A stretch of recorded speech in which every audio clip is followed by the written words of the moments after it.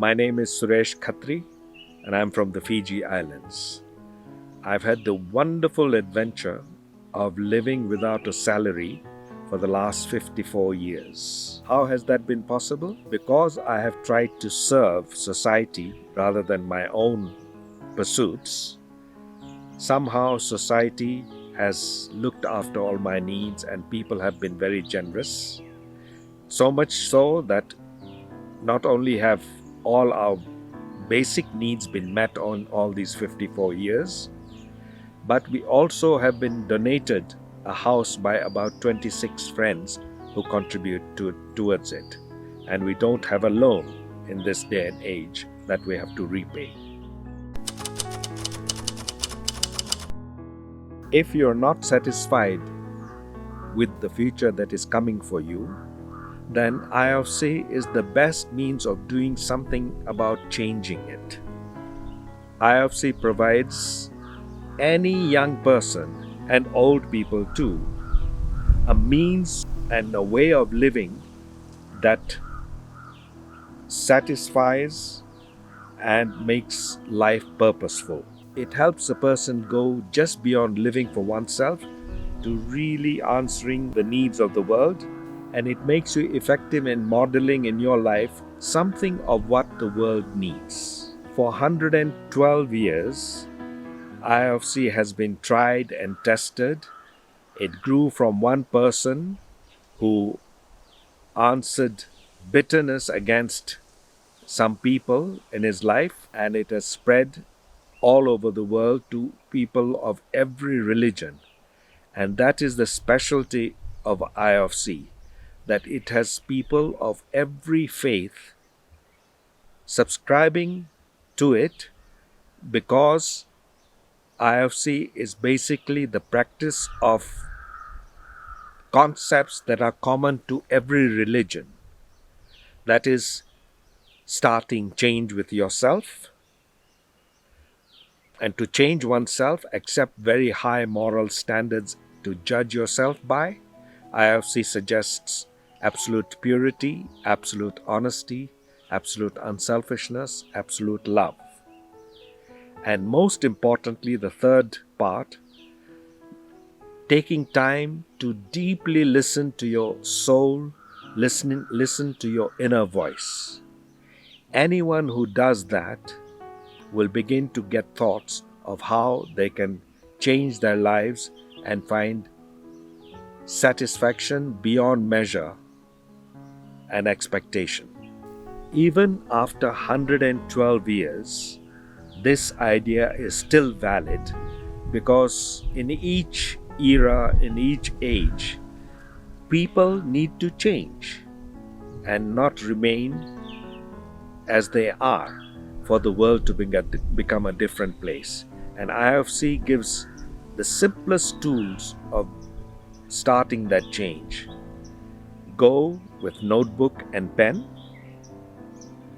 Write these 4 values as guides: purity, honesty, unselfishness, love, and list down where your conscience tells you where you have been not honest, lustful, impure, hate-filled, jealousy-ridden, or plainly bitter.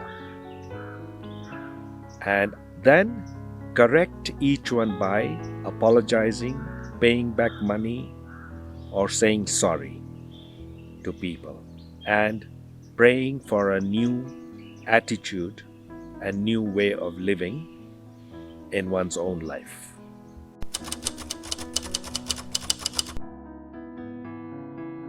Just as the universe has an order to it, has a plan to it, so also it is reasonable to assume that we humans come with a plan to our lives, a bigger plan beyond oneself or one's own family. And IFC believes that everyone in the world is needed to make the world a better place, what it can be, a lovely world. How do you know what that plan is for yourself? Initiatives of Change says, Your inner voice will tell you. If you could learn to stop all the other voices and in silence with notebook and pen, give at least half an hour to 1 hour every morning to listen to your deepest self.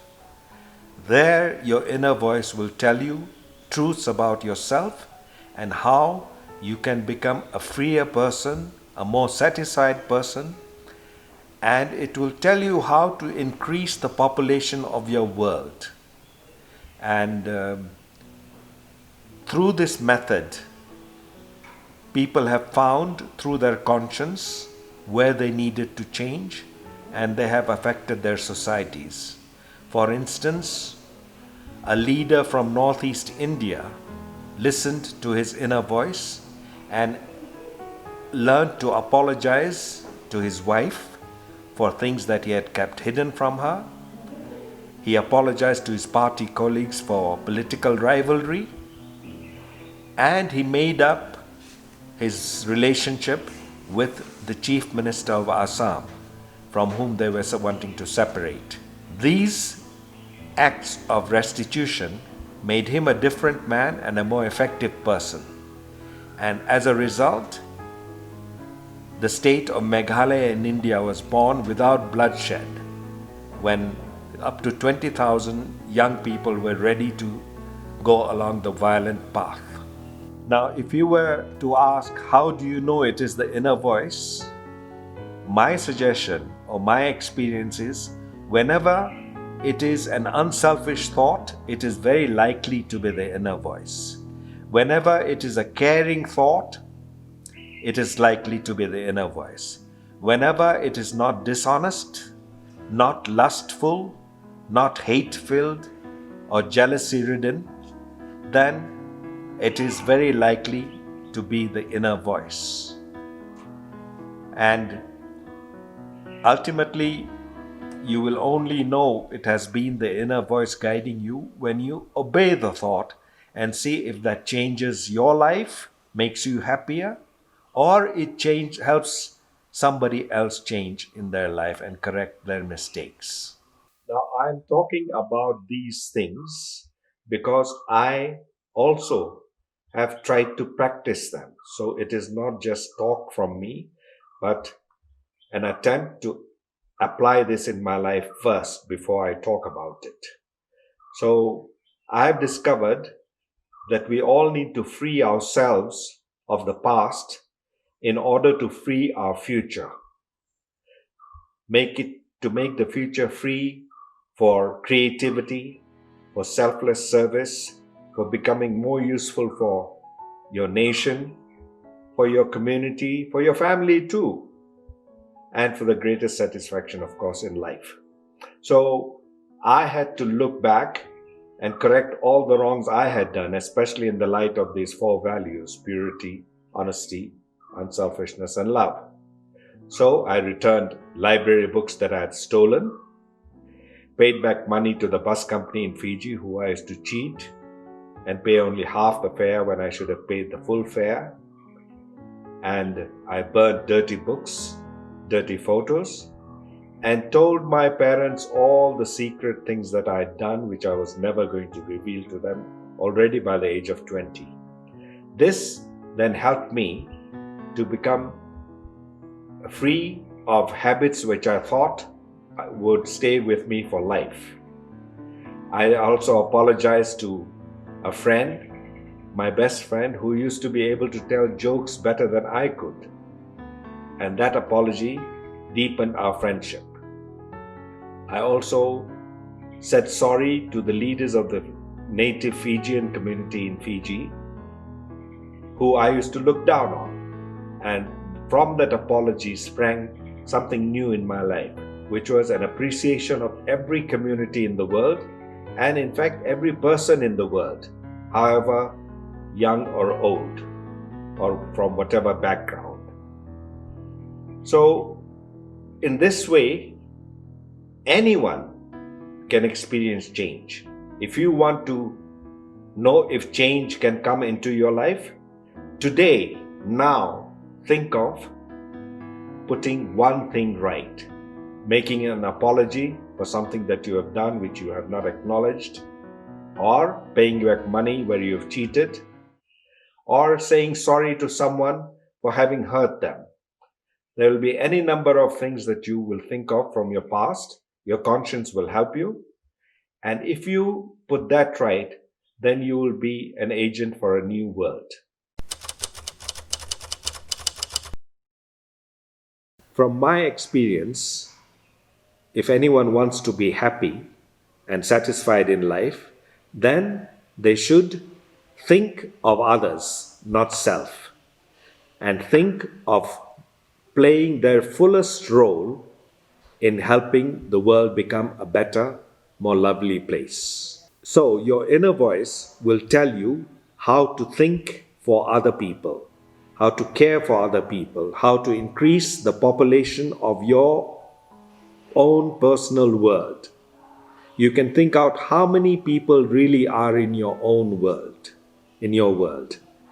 And the inner voice will increase this population as each day you think of doing something special for a new person and caring for them and helping them through your experience of change to find similar change in themselves so that they can play their role in changing the world.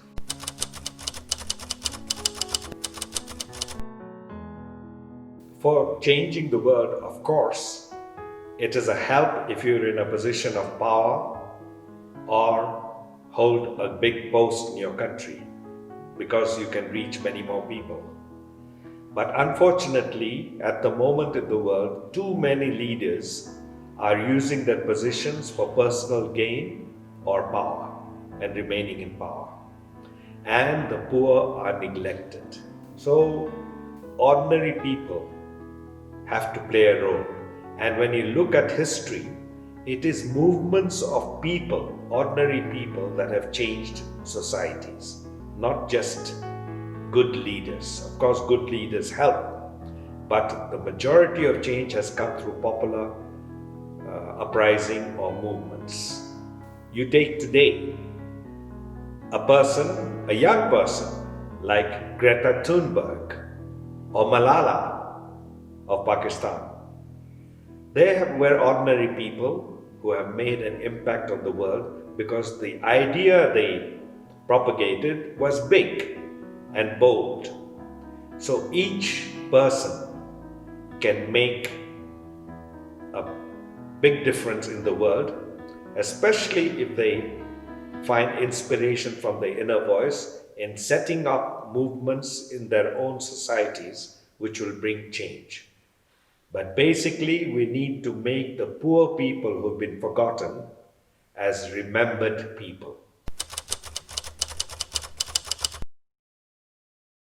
One reality of life is that we face negative emotions, negative thoughts, and sometimes we also are indulging in negative practices or habits.